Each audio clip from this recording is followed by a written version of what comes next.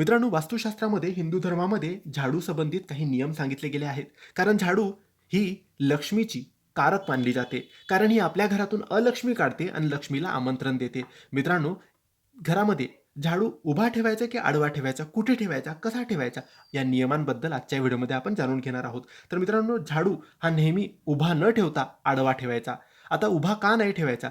तर उभा ठेवल्याने लक्ष्मीचा अपमान होतो आणि घरामध्ये अस्थिरता राहत नाही. घरामध्ये नकारात्मक ऊर्जा येते. म्हणून मित्रांनो, घरामध्ये नेहमी झाडू हा आडवा ठेवायचा. झाडू हा लक्ष्मीचे प्रतीक मानला जातो. वापरल्यानंतर तो उभा ठेवल्यास लक्ष्मीचा अनादर होतो आणि घरात धनहानी होते. उभा झाडू ठेवल्याने घरात अस्थिरता निर्माण होते आणि आर्थिक समस्यांना निमंत्रण मिळते. मित्रांनो, झाडू आडवा ठेवल्याने घरात सकारात्मक ऊर्जा टिकून राहते आणि लक्ष्मी मातेचा वास होतो.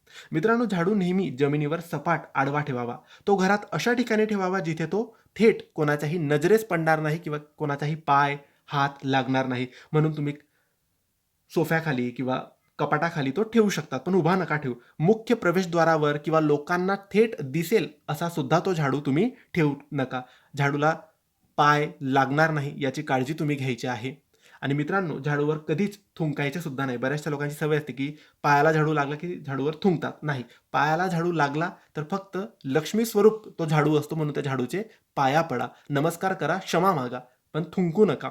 आणि झाडूला कधीच पाय मारू नका.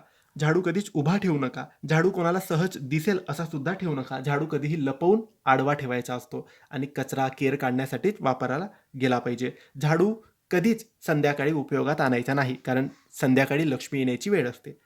ही माहिती आवडली असेल तर लाईक आणि शेअर नक्की करा. धन्यवाद.